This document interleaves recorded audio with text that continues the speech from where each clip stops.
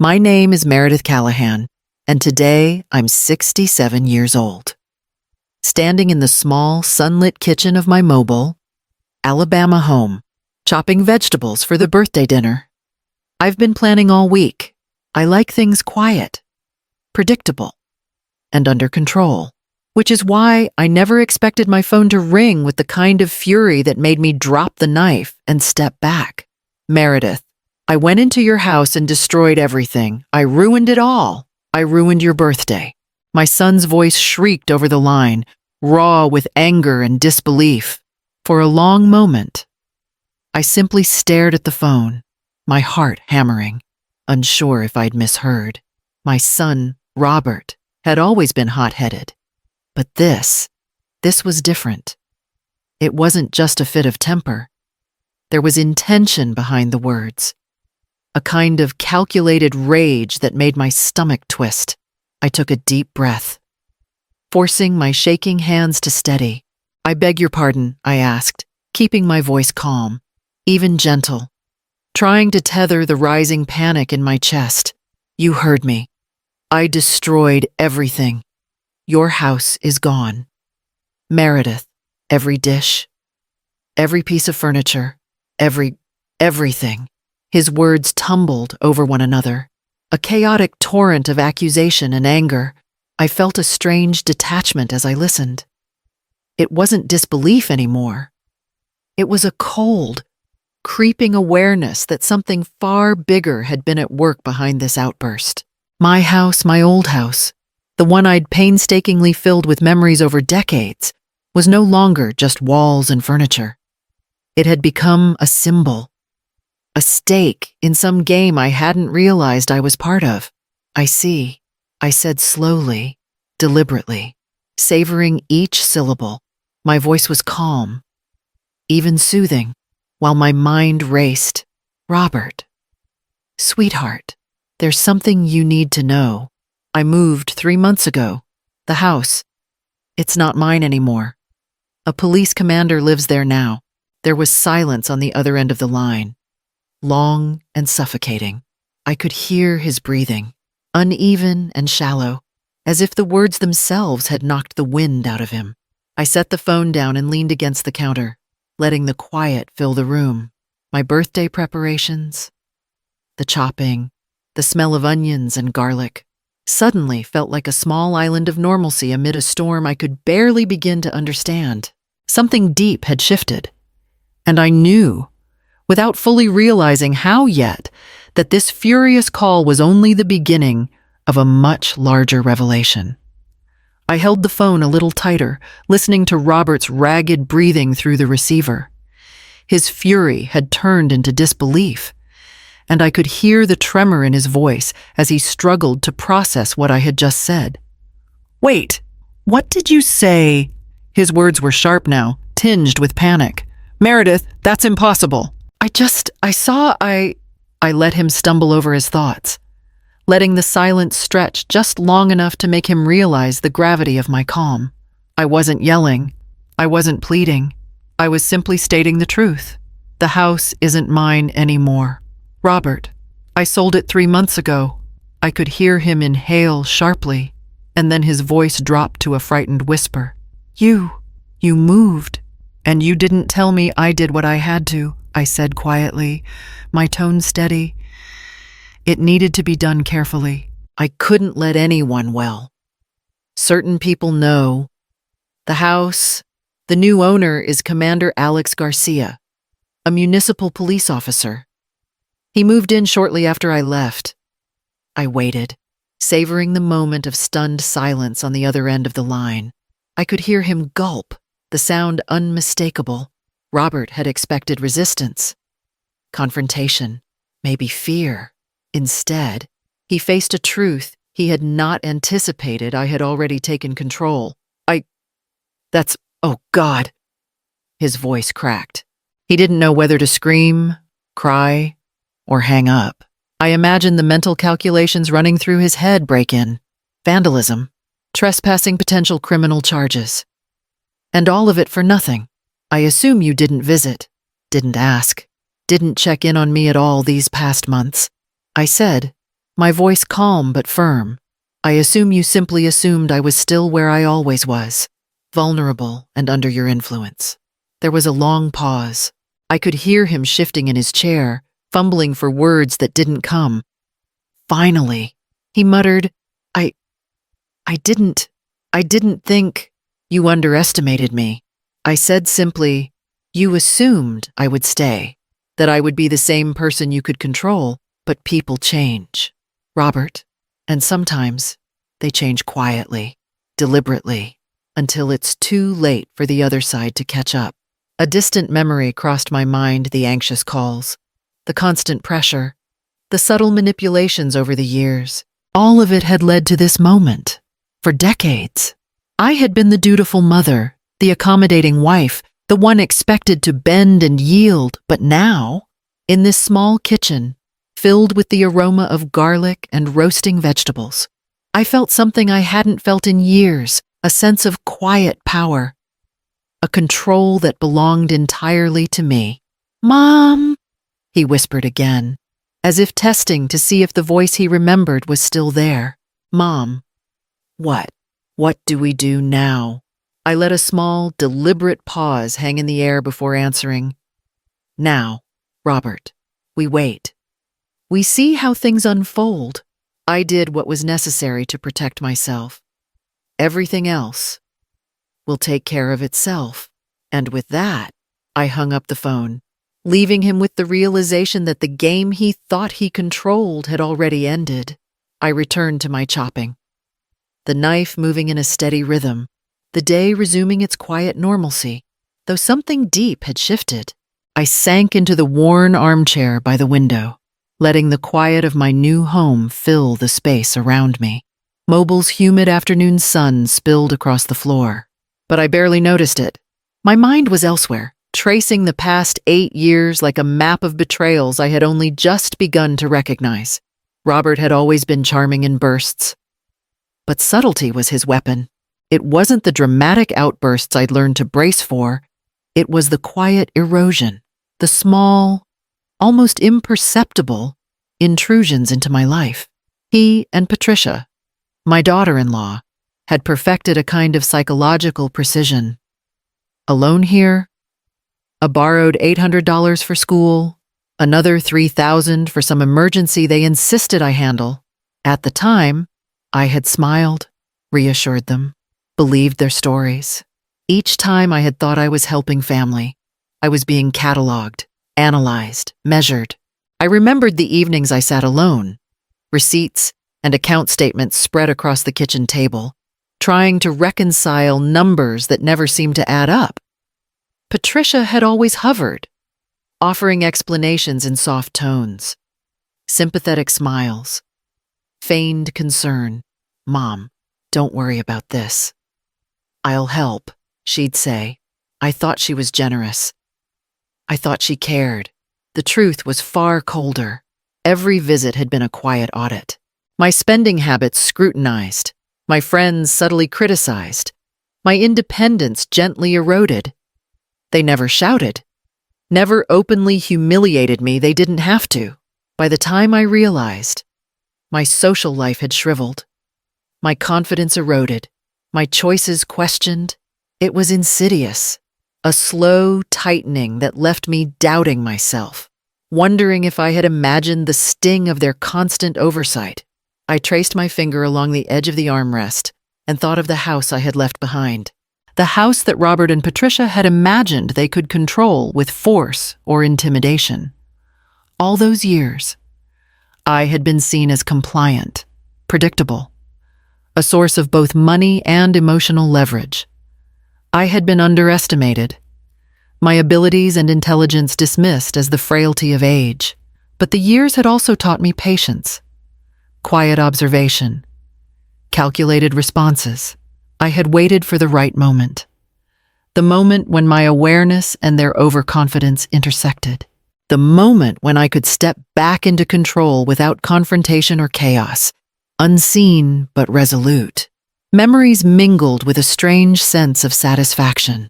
Every borrowed dollar, every manipulated request, every subtle jab had been recorded in my mind, filed neatly for this day, now, with Robert's panicked call echoing in my ears and the knowledge that the old house belonged to someone else entirely. I felt the tide of power shift. 8 years of quiet control had led me here. And in that armchair, surrounded by the simple comforts of my new life, I realized something profound I had been underestimated all these years, and they were about to learn exactly what that meant. The realization came gradually, like the slow illumination of a dim room. As I sifted through old bank statements and files I had long neglected, patterns emerged subtle, deliberate, and unmistakably orchestrated. Each loan, each request for help, each emergency had been carefully timed. Each dollar siphoned from my accounts with meticulous planning. The picture that had once seemed scattered and chaotic was now horrifyingly clear. Robert and Patricia had been working in tandem, their motives hidden behind smiles and faux concern.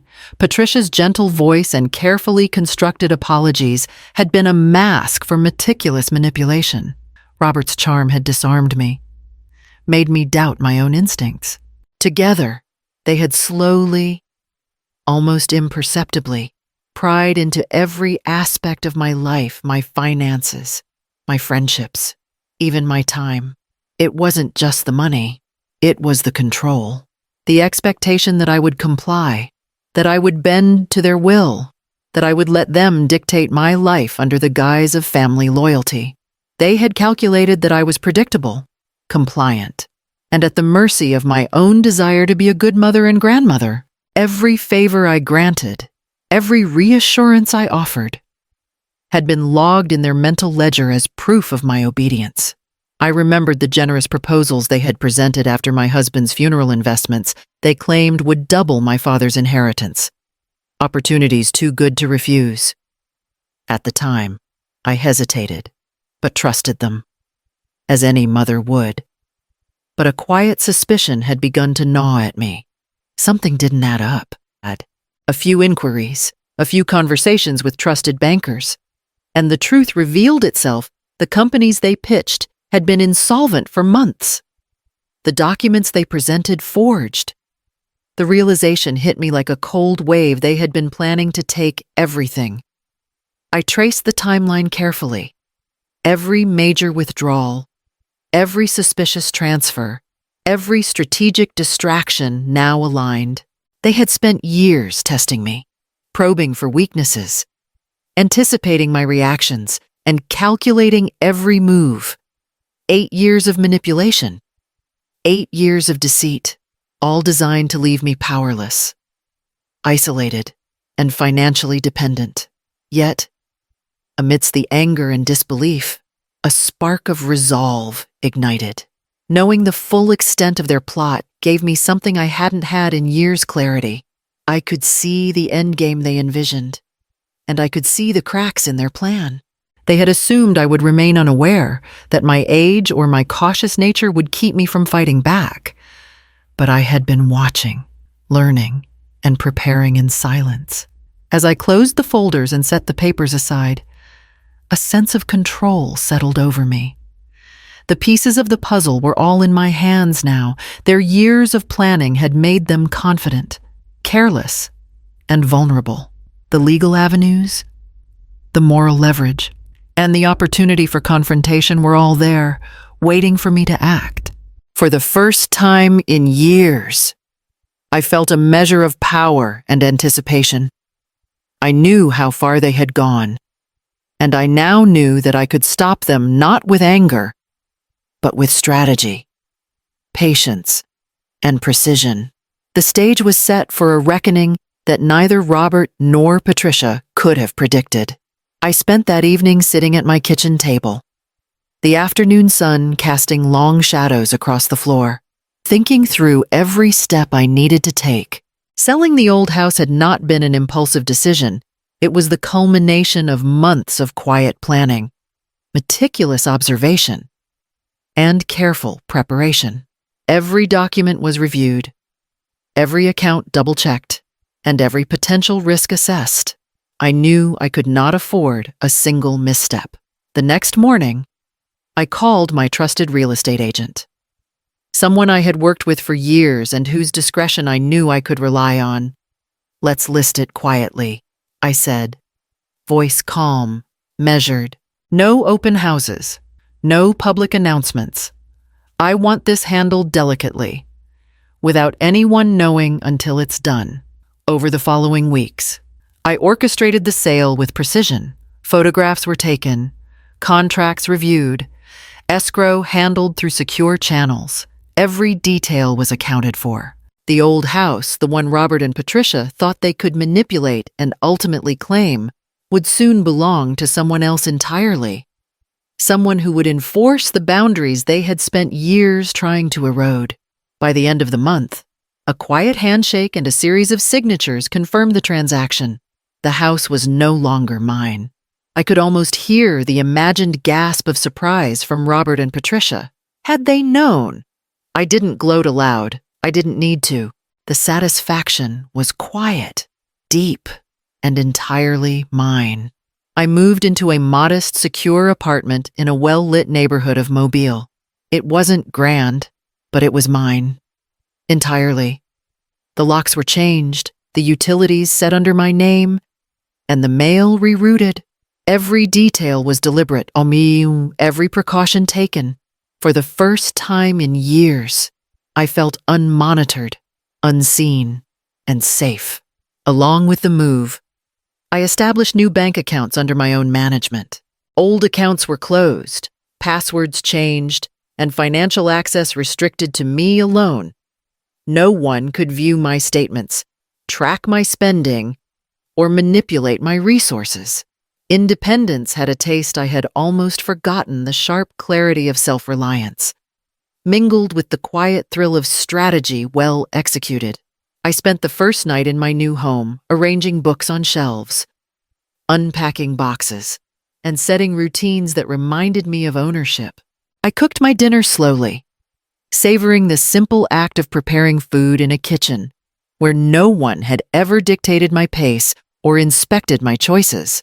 I placed a vase of fresh flowers on the counter and allowed myself a small, private smile. For the first time in years, I felt in control. Every whispered threat, every subtle manipulation from Robert and Patricia had been anticipated and neutralized. The years of preparation, the patience, the careful observation, it all culminated in this quiet, private victory. I was no longer the woman they assumed I was.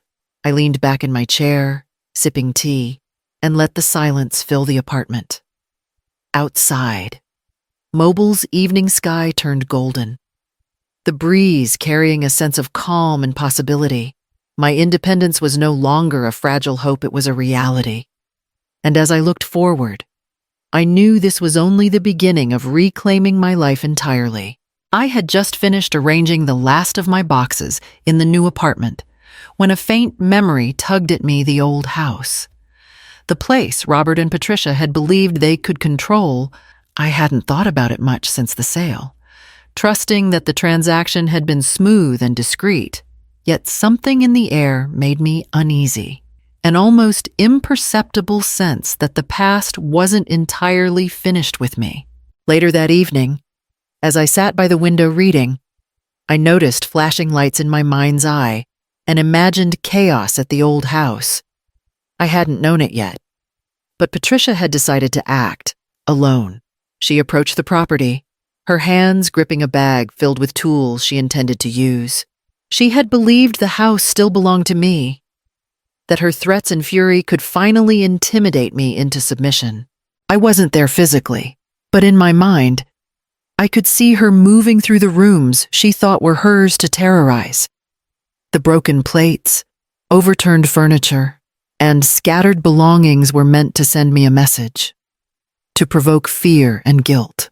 She had counted on my shock, my inability to respond, my assumed vulnerability. But the house was no longer mine. Commander Alex Garcia, a seasoned municipal police officer, now lived there. The realization hit me as I sipped my tea, a quiet surge of satisfaction threading through the tension. Patricia had walked blindly into a trap she hadn't known existed, armed with all the anger she could muster, but none of the foresight. From the descriptions Commander Garcia would later relay, she moved with reckless abandon, smashing plates, tossing clothing, and attempting to rip pictures from the walls. Her fury was precise, intentional, yet entirely misdirected. Each act of destruction was a gamble, and the odds were stacked against her in a way she could never have anticipated. I imagined the moment Garcia, alert and disciplined, descended the staircase, his presence suddenly a wall between her and the chaos she had intended to create. His calm but authoritative voice cut through her frenzy, demanding compliance. She froze, confusion mingling with terror as she realized her plan had backfired spectacularly before it had even begun. Even from a distance, I could feel the shift in the power dynamic, the reversal that would soon become undeniable. The house, once a symbol of my supposed weakness in their eyes, had become a fortress, protected not just by law, but by the very person who would enforce it. Patricia's carefully calculated aggression collided with reality, and I allowed myself a small, private smile. Sitting in my new kitchen, surrounded by the modest comforts I had earned and protected, I felt the tension ease slightly.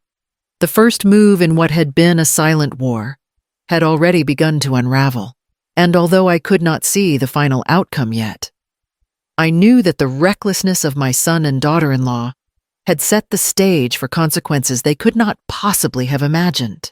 It was just past 9 in the evening when Commander Alex Garcia returned home from a long shift at the municipal police station. He had chosen this modest, mobile neighborhood deliberately, a quiet street with sturdy homes and good schools for his 3 children. The old Callahan house had seemed perfect when he toured it a month ago, spacious, well-maintained, and conveniently priced. He had never imagined it would become the center of a drama that night. Garcia had just stepped out of his car and was unlocking the front door when he heard the unmistakable sound of crashing glass and the shuffling of heavy furniture. His training kicked in instantly, quietly. He reached for his sidearm, scanning the surroundings. The sounds grew louder, harsh swears, objects being thrown, and the deliberate ripping of framed pictures from the walls. Inside, Patricia, his unexpected intruder, was working systematically. She smashed plates on the kitchen tiles, overturned chairs, and kicked over stacks of old magazines, all while muttering to herself about Meredith and the supposed betrayal she had endured. Each act of destruction was precise, carried out with the confidence of someone who believed she had nothing to lose. Police hands. Where I can see them, Garcia barked, moving steadily down the stairs.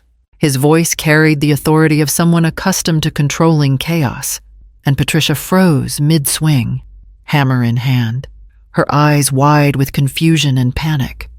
Who are you?" she stammered, her voice shaking, as if reality had just collided with her assumptions. "I live here. This is my home. You are committing trespassing and vandalism," Garcia said firmly, keeping his weapon trained on her while reaching for the radio to call for backup. He noticed the meticulous way she had dismantled parts of the house, evidence of both anger and ignorance. Patricia's panic escalated as she realized she had miscalculated entirely. Every move she thought would intimidate Meredith and assert control now placed her squarely in legal jeopardy. The years of plotting and manipulation, the confidence she had relied on, were meaningless in the face of an unwavering authority.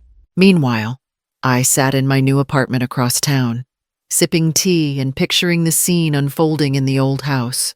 The sound of broken glass, the imagined shouts, the sudden control asserted by Garcia, all of it gave me a quiet, almost private sense of satisfaction. The first tangible reversal of power was happening, and I was far removed from danger, observing the outcome of their reckless planning unfold. Back inside the house, Garcia approached cautiously. Patricia, trapped in the moment, made a desperate lunge toward a counter. This isn't right. She lied to me. She tricked me. She shouted, "Drop the tools! Step away from the counter." "Now," Garcia commanded, his voice cold and unwavering. She hesitated, glancing at the door, at the shattered remnants of her fury, and at the officer who held the law firmly in his hands. Her strategy, which had relied on fear and chaos, had failed utterly. Within minutes, backup arrived, and Garcia guided Patricia out of the house while documenting every detail. She repeated her accusations, her voice shrill and desperate. Meredith Morales set me up. She knew she tricked me, yet each word she spoke only solidified the narrative against her, the proof of her intent clear and undeniable. From my distant vantage point, I allowed myself a smile, feeling the weight of years of patience, observation, and planning come to fruition.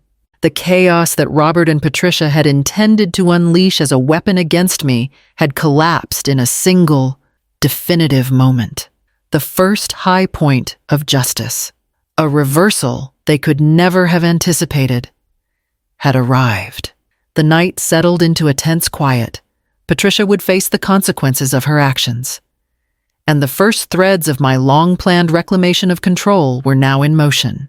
The recklessness of their scheme had backfired spectacularly, and for the first time in years, I felt a profound sense of relief mingled with anticipation. The game had changed, and I was no longer the one being manipulated. After the events at the old house, a quiet determination settled over me. The chaos had been a catalyst, but it was only the beginning. I needed clarity evidence that could stand in court and prove the years of manipulation I had endured. I made a call to someone I had trusted long before Robert and Patricia had entered my life.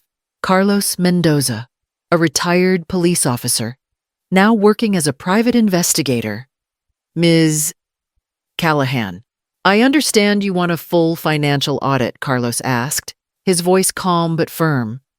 I explained, concisely but completely, the pattern of loans, suspicious withdrawals, and manipulative behavior that had stretched across 8 years. "I need to know everything, every irregularity, every forged signature, every false claim," I said, my tone quiet but unwavering.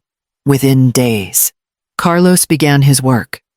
He examined bank statements, tax documents, and the contracts they had handed me.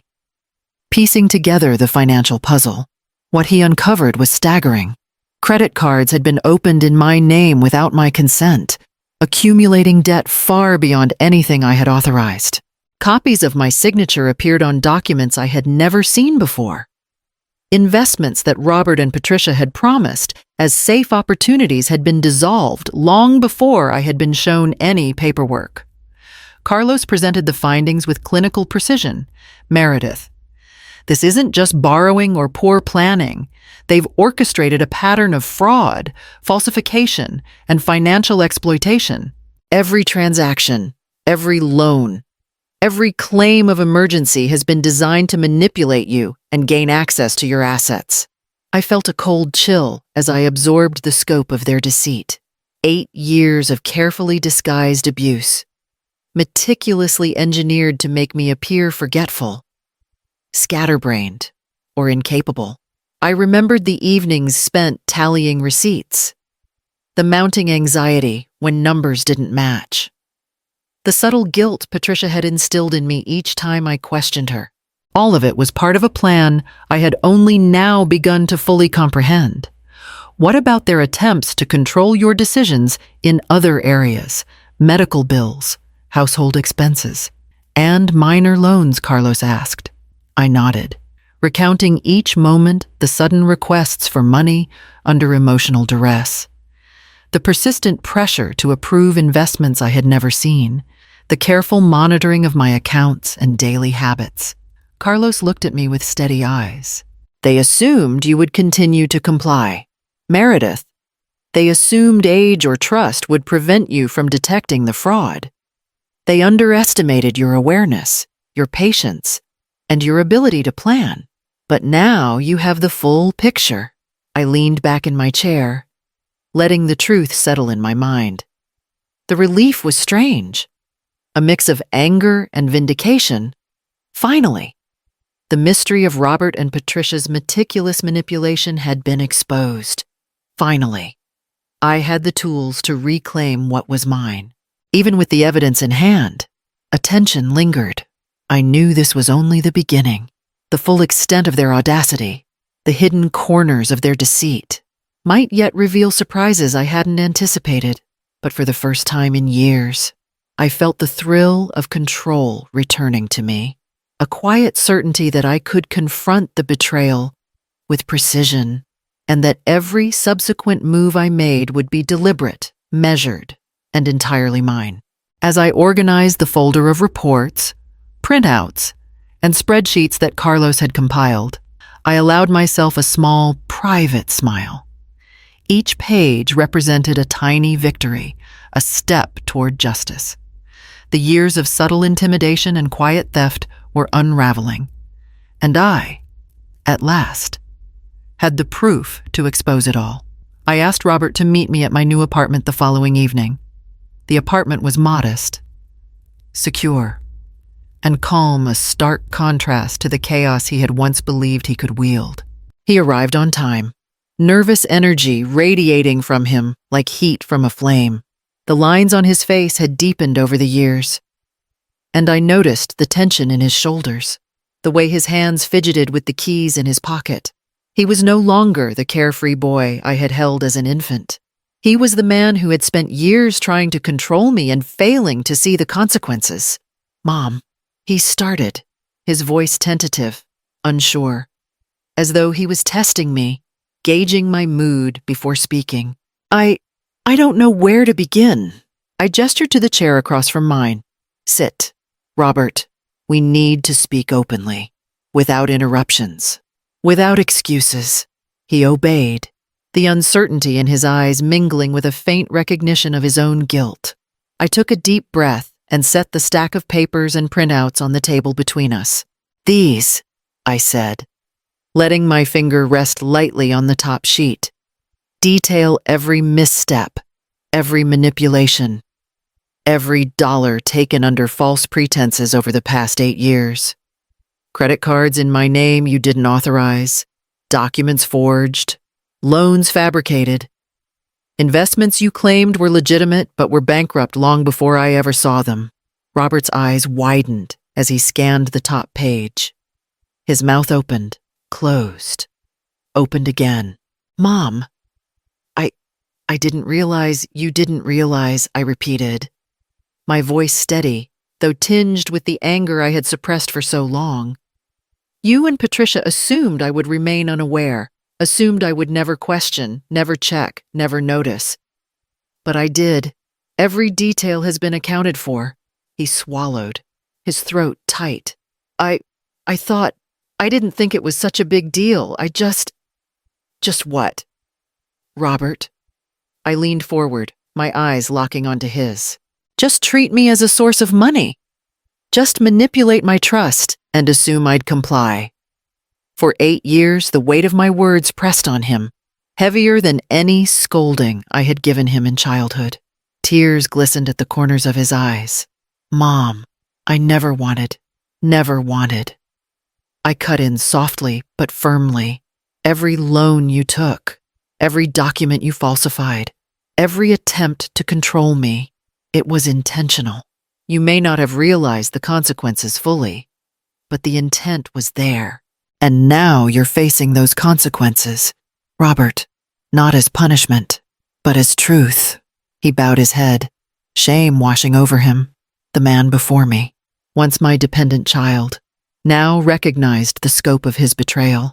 The love I had carried for him all these years clashed violently with the righteous anger that had built inside me. I had nurtured him, protected him, sacrificed for him, and he had treated me as an obstacle in his pursuit of wealth and convenience. I leaned back in my chair, letting silence fill the room. His breaths were uneven, quiet sobs rattling his chest. I allowed myself a moment of satisfaction. This confrontation was not about humiliation. It was about recognition, accountability, and establishing a boundary he had never truly understood. "Robert," I said finally, my voice calmer now, "you need to understand not just that you were wrong, but that the world has rules beyond what you can manipulate. Actions have consequences, and part of growing up is facing them, even when it hurts." He nodded slowly, a mix of regret, fear, and awakening on his face. For the first time in years, I felt the balance of power shift. The son who had tried to control me was now confronted with his own actions, and I, for the first time in decades, was free to meet him not with compliance, but with clarity and authority. Chapter 10. Legal Preparations. The next morning, I arrived at the small office of Mr. Lawrence Herrera, my longtime attorney, whose calm demeanor and meticulous attention to detail I had come to trust over the years. He had represented my family in matters both minor and complex, but the case we were about to build was unlike any he had handled before. "Meredith," he said, rising to shake my hand, "I've reviewed your notes and the initial report from Carlos. This is serious. 8 years of manipulation, falsified documents, and financial exploitation.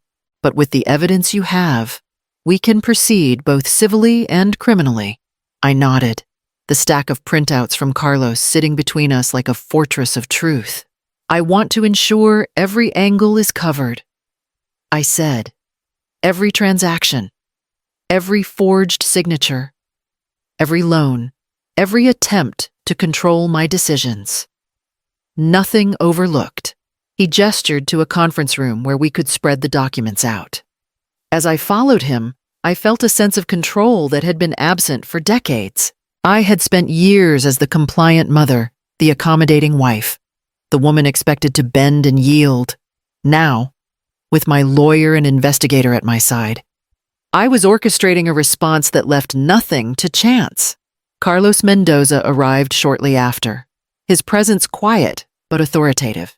He laid out his findings methodically.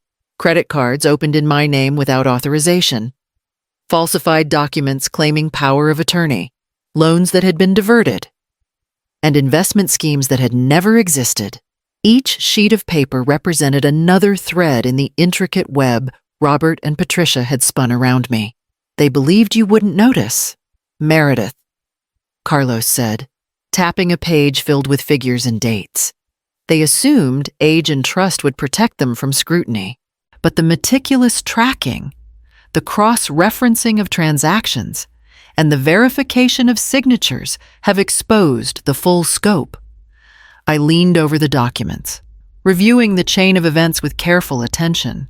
I could see how Patricia had gradually inserted herself into my daily affairs, managing bills and subtly influencing Robert to pressure me financially. The pattern was deliberate, a slow erosion of independence I had tolerated without fully recognizing its impact until now. Mr. Herrera nodded thoughtfully. "With this level of evidence, we can approach the courts strategically. Civil suits for restitution, criminal charges for forgery and fraud, and additional claims for financial abuse. The key will be timing and presentation." I felt a surge of clarity and anticipation. For so long, I had acted in reaction, constrained by the manipulations and expectations of my family. Now, every move would be deliberate. Every move. We developed a plan. Carlos would prepare a comprehensive dossier with all financial records, correspondence, and timelines, while Mr. Herrera would craft the legal filings, ensuring that nothing could be dismissed as hearsay or coincidence. Hours passed as we worked, arranging documents, annotating evidence, and rehearsing strategies. Each detail mattered: how we presented the falsified credit card applications, The sequence of unauthorized withdrawals, the subtle coercions that had forced me to comply over the years. The meticulous preparation was exhausting, but I welcomed it. For the first time, I was in command. By late afternoon, our strategy was complete. I felt a combination of exhaustion, relief, and anticipation. Robert and Patricia had built their empire of deceit carefully, confident in my assumed compliance. But now, with evidence in hand and a clear legal plan, the balance had shifted entirely. I was no longer a passive participant in their scheme. I was an orchestrator of justice. As I stepped out of Mr. Herrera's office and into the bright Alabama sun, I felt the weight of years lift slightly from my shoulders. Every document, every calculation, every painstaking step in preparation had brought me closer to reclaiming what had been mine. The courtroom awaited, but more importantly, so did the reckoning that Robert and Patricia could no longer avoid. Chapter 11. Mental Readiness. After leaving Mr. Herrera's office, I returned to my small apartment, the afternoon sun casting warm streaks across the hardwood floor.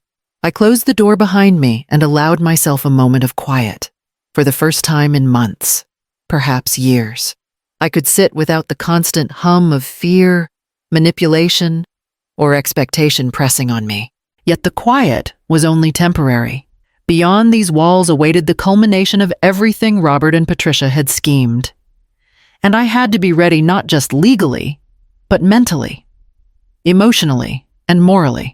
I sank into my favorite armchair, the leather worn but familiar, and let my mind travel backward. The memories came unbidden, the long nights helping Robert with homework, the tireless hours making sure he never wanted for anything, the years spent sacrificing my own needs so that his life could be comfortable, stable, and untroubled. I remembered the subtle manipulations that had started as small favors, escalating into a web of control I had not seen until much later. Patricia had entered our lives as a charming, seemingly considerate presence, gradually reshaping the household to suit her influence.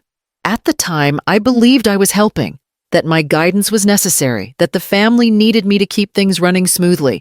But reflection now brought clarity. Each borrowed sum, each feigned emergency, each subtle coercion had been carefully orchestrated to erode my autonomy. Robert had played his part with practiced skill, always respectful on the surface, always persuasive. And I had allowed it, not out of ignorance, but out of love. I had been so invested in protecting him and preserving family harmony that I had ignored my own intuition, my own sense of self-preservation. A wave of regret passed over me, but I didn't linger there. Regret was a luxury I could not afford. This court battle would demand every ounce of mental fortitude I possessed. I needed to steel myself for the confrontation, to recognize that the child I had raised was now an adult, accountable for choices he had long obscured behind the veneer of filial devotion. My love for him remained, but it was now tempered with a hard-edged clarity. Love did not negate responsibility, and affection did not absolve deceit. I spent hours going over every detail with Carlos and Mr. Herrera, the files, the spreadsheets, the evidence meticulously compiled. All of it was more than proof of financial manipulation.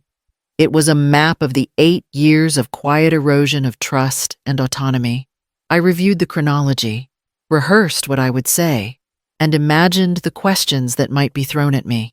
I practiced speaking clearly, deliberately, letting each word carry weight without excess emotion that might be misconstrued as vulnerability. Then I closed my eyes and focused inward. I reminded myself of who I had been before the manipulations began, the woman who had worked tirelessly, who had built a life on principle and compassion. That woman had never shied away from responsibility. She had endured grief, setbacks, and disappointment with dignity. That same woman now needed to be fully present, fully awake, and fully prepared for the reckoning to come. By evening, A sense of calm resolve had settled over me.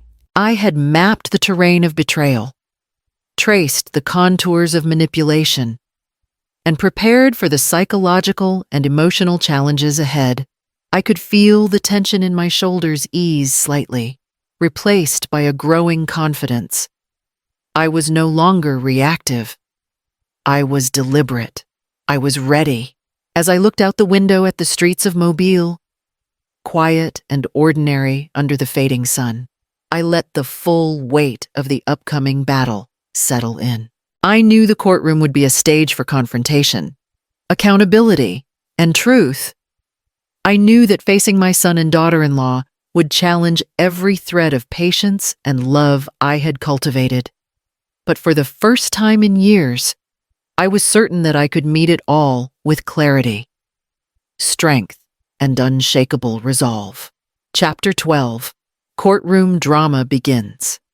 The courtroom was a mixture of polished wood, muted lighting, and the low hum of anticipation. I sat in the front row, the papers neatly stacked in front of me, my hands resting lightly on the folder containing the evidence Carlos and Mr. Herrera had prepared. Across the room, Robert and Patricia sat side by side, dressed sharply, exuding a confidence that had once made me doubt myself. The judge called the court to order, and the room fell silent. Mr. Herrera rose first, his presence commanding without a hint of theatrics. "Ladies and gentlemen of the jury," he began, his voice steady, "we are here to examine a case not of misunderstanding, but of deliberate betrayal, sustained manipulation, and financial exploitation. The evidence you will see demonstrates the planning, intent, and execution of a scheme designed to take advantage of Ms. Meredith Callahan over a period of 8 years. I watched Robert shift in his seat, glancing nervously at Patricia. Their smiles faltered as Mr. Herrera methodically presented the chain of events: unauthorized credit card applications, forged signatures, fabricated loans, and false investment documents.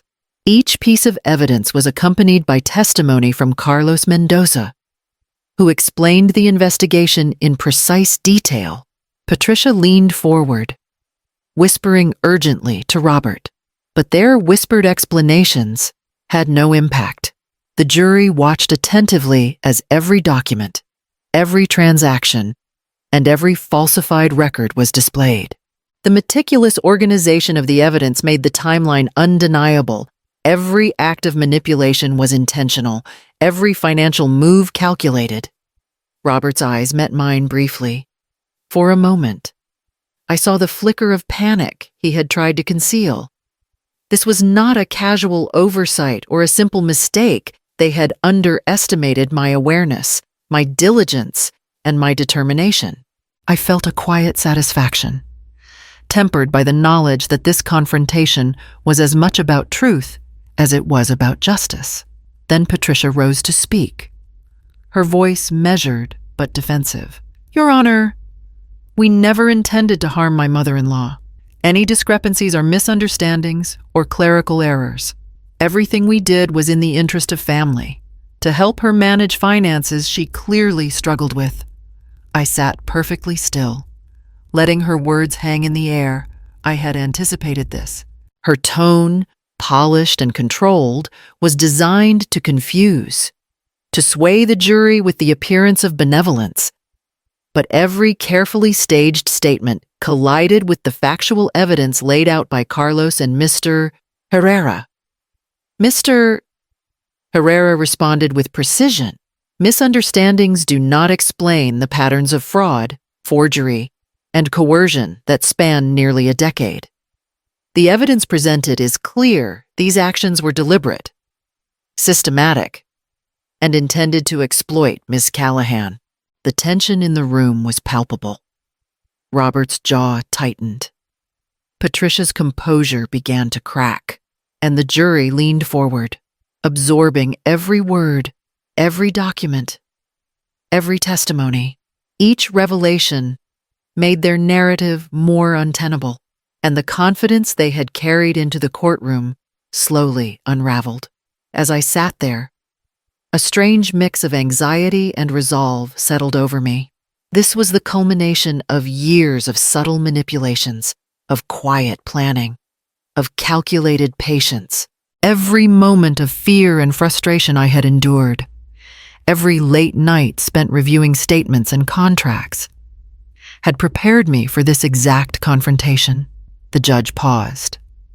Reviewing the documents presented, we will proceed with witness testimony tomorrow, focusing on the verification of these claims and the patterns of financial behavior outlined by the plaintiff's investigator, he said.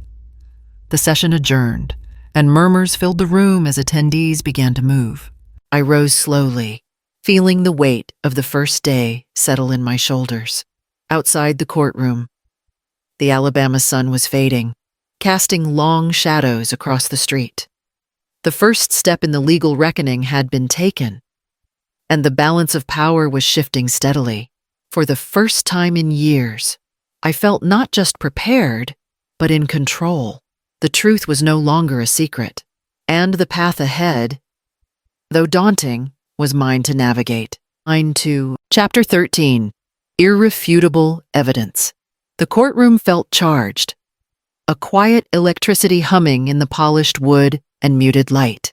Today was the day Carlos Mendoza would present his full findings, the culmination of weeks of investigation, cross-referencing, and relentless attention to detail. I sat with my hands folded over the thick binder that contained every piece of evidence: credit card statements, forged documents, loan applications, and investment proposals that never existed. Carlos stepped to the stand, calm and methodical, and began. Ladies and gentlemen of the jury, what we are presenting today is the culmination of an extensive investigation into financial and personal manipulation spanning 8 years. We have documented the creation of credit cards in Ms.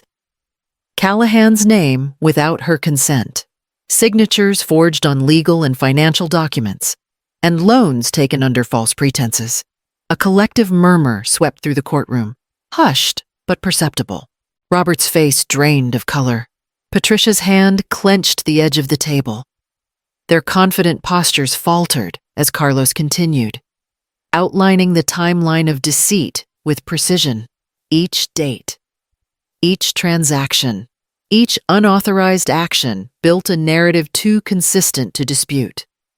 I watched as the jury leaned in, absorbing the facts, connecting the dots that had previously only existed in my mind. Every word, every document, every meticulous note reinforced the pattern of intentional manipulation. Robert and Patricia had worked in tandem for years, exploiting trust and the assumption of compliance. But now their carefully constructed facade was crumbling. Carlos displayed the evidence visually, a series of bank statements highlighting withdrawals and transfers they had claimed were for emergencies, falsified signatures on investment contracts, and copies of credit cards opened in my name. He explained how each action had been calculated to appear benign while systematically eroding my independence and control. Patricia shifted uncomfortably in her seat, whispering hurriedly to Robert. He glanced down at the floor, unable to meet the eyes of anyone in the room. The web of deceit they had counted on to remain hidden for years was now fully exposed.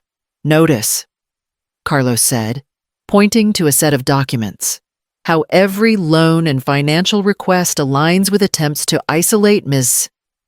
Callahan, undermine her confidence, and gain access to her assets. These were not mistakes. They were deliberate actions executed with intent. I felt a quiet, steady satisfaction settle over me.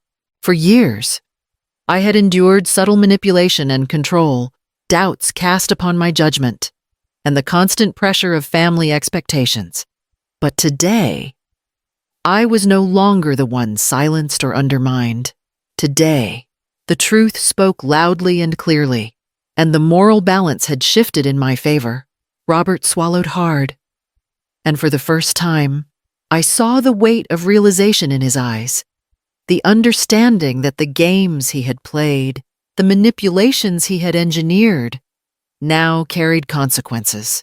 Patricia's composure cracked as the evidence mounted, and her whispered defenses no longer carried any credibility. The tension in the room reached a peak, the moral weight of the evidence pressing down on them. Every attempt they had made to spin the narrative, every subtle justification they had rehearsed, collided with the irrefutable facts laid out by Carlos.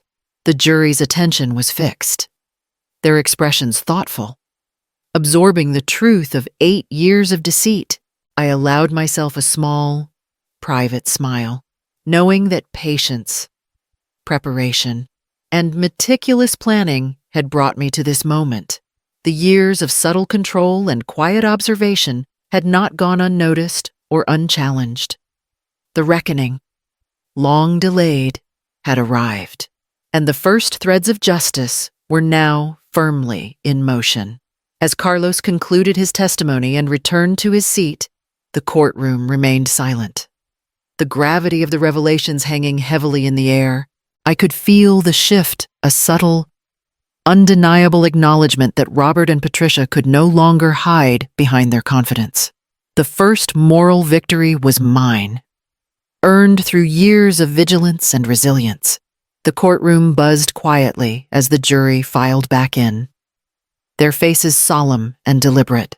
I sat straight in my chair, Meredith Callahan, holding my hands folded in my lap, feeling the culmination of months of preparation and years of quiet endurance. Every piece of evidence, every carefully documented transaction, every testimony of manipulation had led to this moment. The judge addressed the court, calling the session to order. Robert and Patricia sat side by side, their previous confidence gone, replaced with anxiety that they could no longer mask. Their attempts to charm or deflect had failed, their carefully rehearsed excuses shredded by the irrefutable evidence presented over the past days. "Members of the jury," the judge began, "have you reached a verdict?" A foreman stood, clearing his throat. "We have.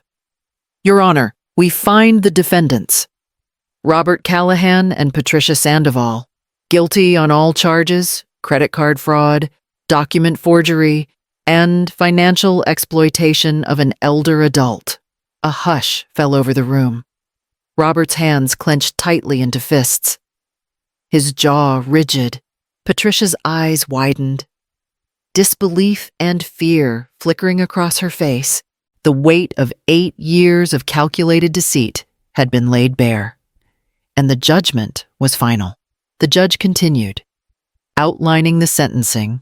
Both were ordered to pay full restitution of $95,000, covering the fraudulent charges and associated damages. Additionally, they would serve prison terms: Robert 5 years, Patricia 4, with provisions for probation contingent on compliance and restitution. I felt a wave of relief wash over me, accompanied by a quiet, private triumph. The years of manipulation, the subtle erosion of my independence, the constant pressure and lies, all of it had been acknowledged, validated, and punished. Finally, the legal system had recognized the injustice I had endured. Patricia's shoulders slumped, and Robert's gaze fell to the floor, avoiding my eyes. Neither could hide the shock and shame of being held accountable. They had assumed my compliance would continue indefinitely, that their schemes would remain invisible, that I would be powerless. That assumption had been their greatest mistake. I remained seated, heart steady, breathing even. This verdict was not just about restitution or punishment, it was about recognition. Recognition of my vigilance, my courage, and my refusal to allow fear or love to be manipulated. The courtroom, once a space of tension and confrontation, now felt like a place where justice, slow but sure, had finally been served. As the judge adjourned the court, I allowed myself to exhale fully for the first time in years. The weight of uncertainty and fear that had accompanied me for so long lifted, replaced by clarity and the quiet satisfaction of moral and legal victory. Robert and Patricia would now face the consequences of their actions, and I would begin the process of reclaiming the peace and dignity that had been eroded over time. Walking out of the courthouse, I felt the sun on my face and the warmth of a wind that seemed almost symbolic of fresh start. Free from the shadows of manipulation, the restitution would return the material losses, but the true victory was intangible: the restoration of my autonomy, the recognition of my strength, and the knowledge that I had defended myself against deception and betrayal. The battle was not entirely over. Relationships remained fractured, and rebuilding trust would take time. Yet in that moment, Meredith Callahan felt a sense of closure that was both rare and profound, knowing that justice, at last, had been delivered. The morning after the verdict, the air in my apartment felt different, lighter, almost electric with possibility. Meredith Callahan, at 67, had walked into a courtroom weighed down by years of deception, and now she emerged with a sense of clarity that was both exhilarating and grounding. I sat at my desk, reviewing the settlement documents, confirming the restitution that had been ordered. The financial abuse that had shadowed me for 8 long years was being reversed, and for the first time, my money was truly mine. The next step was deliberate. I contacted my bank, instructing them to transfer all my funds to new accounts under my full control. Passwords were changed, security measures heightened, and old credit lines closed permanently. It was a mundane process in one sense, but profoundly liberating. Every click, every signature, reinforced the idea that no one could ever manipulate me again. Independence, once a fragile hope, was now concrete. I made an appointment with my real estate agent that afternoon. After months of research, I had found a modest home in a quiet neighborhood of Mobile, a place I could call entirely my own. The sale went smoothly. As I signed the final documents, the reality hit me: this house, with its sunlit kitchen and small, serene garden, was mine. No one else had a claim. No one could dictate how I lived. The thought filled me with a sense of triumph that was both private and profound. Next came the matter of my will. For decades, it had been structured with the assumption of family obligations and future manipulations. Now, with clear-headed purpose, I revised it. I allocated funds thoughtfully, ensuring that those I truly cared for would benefit and that my legacy would reflect my values, not the selfish schemes of others. Each signature on the new documents was a declaration of autonomy, a formal step in reclaiming my life. Yet wealth alone was not the measure of freedom. I had always believed in giving, in contributing to causes greater than myself. After careful thought, I decided to donate a substantial portion, $150,000, to a local elder care facility, San Jose Home. The decision was deliberate, meant to create dignity and comfort for others who, like me, might have been overlooked, controlled, or underestimated. The director, a woman named Elena, received the donation with tears of gratitude, and I felt a warmth bloom inside, a reminder that independence also carried responsibility and purpose. Over the following weeks, I settled into routines that felt authentically mine. I gardened, read books that had long been neglected, and prepared meals without interruption or unsolicited advice. I bought small luxuries, simply because I could, not because anyone expected me to.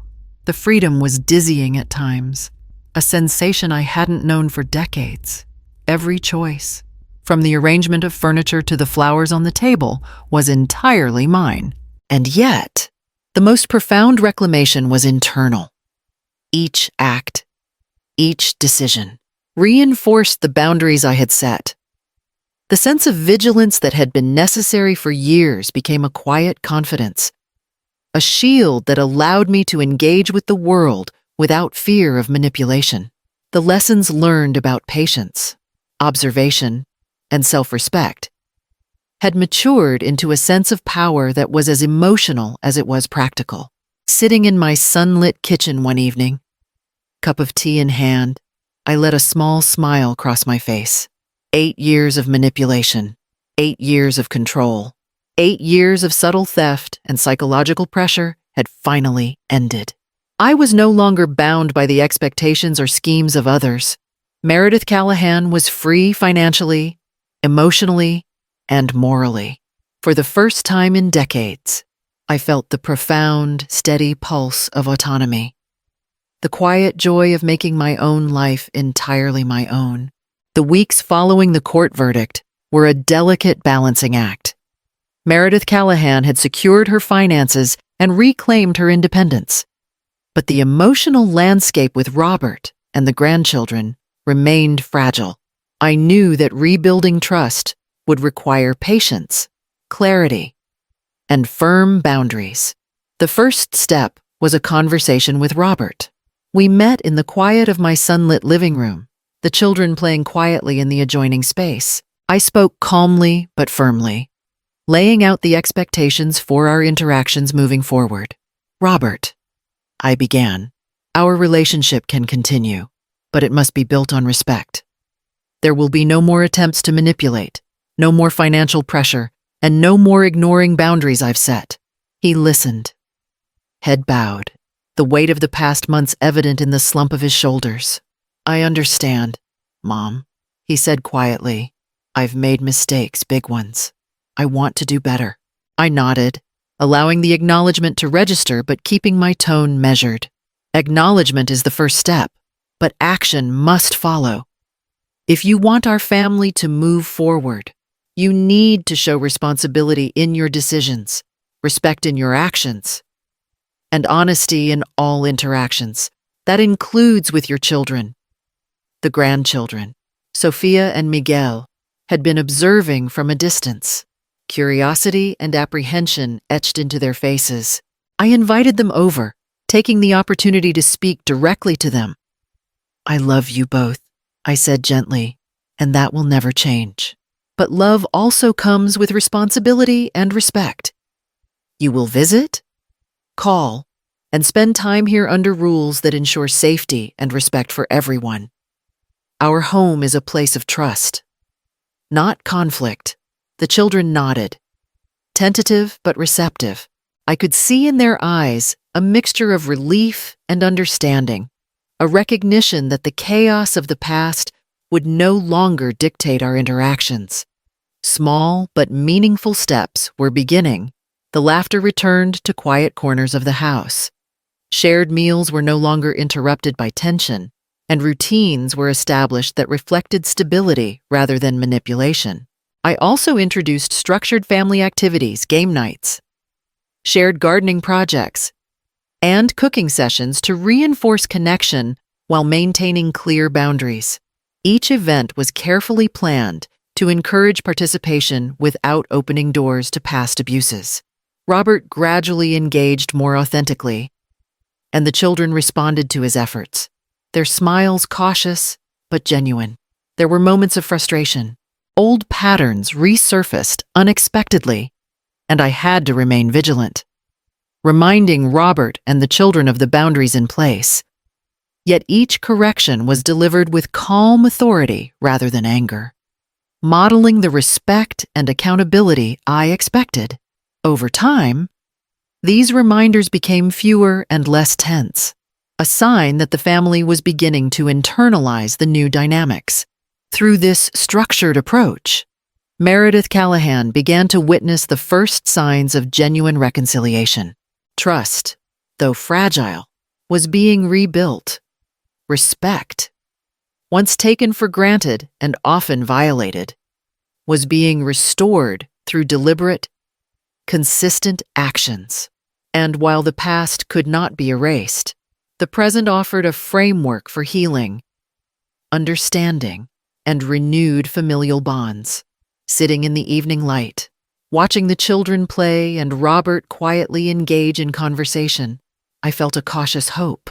The bonds were tentative, but for the first time in years, I could envision a future where family relationships were guided by honesty, respect, and mutual care rather than manipulation and fear. The morning sun spilled through the windows of my modest mobile apartment, casting a warm glow over the small garden I had begun cultivating in the backyard. Meredith Callahan, finally free from manipulation and betrayal, sipped her coffee and breathed deeply. The air carried a sense of calm I had not known in decades, and for the first time, the day belonged entirely to me. My mornings were no longer dictated by calls from Robert or the financial pressures that had haunted me for years. Instead, I dedicated my time to volunteering at San Jose Home, the elder care facility that had received a portion of my inheritance.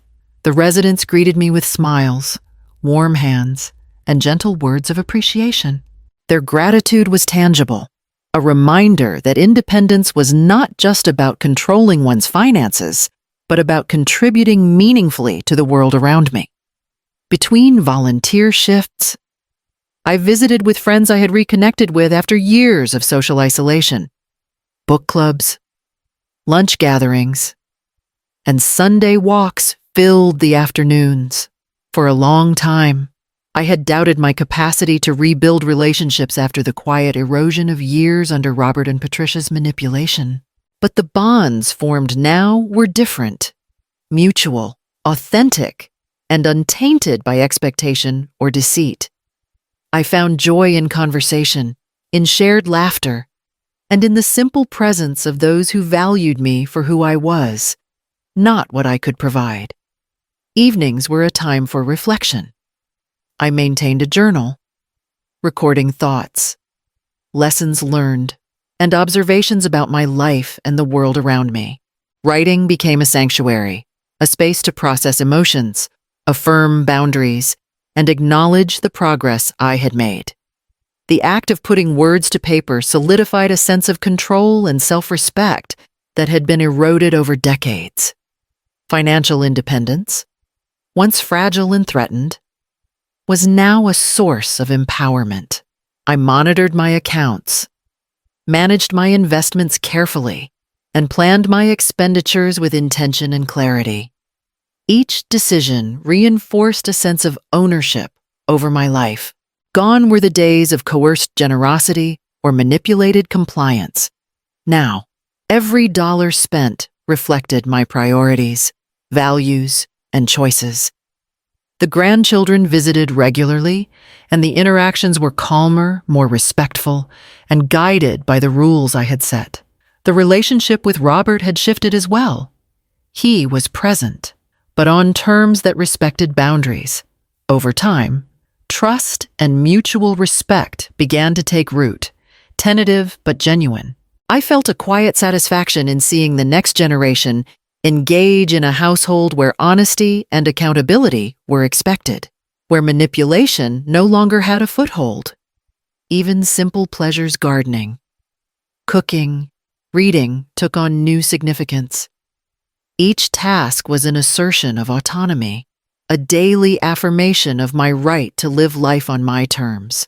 I marveled at the quiet dignity that came from making choices without fear, without coercion, and without the shadow of past betrayals looming over me. On quiet evenings, I often paused by the window, watching the sun set over Mobile.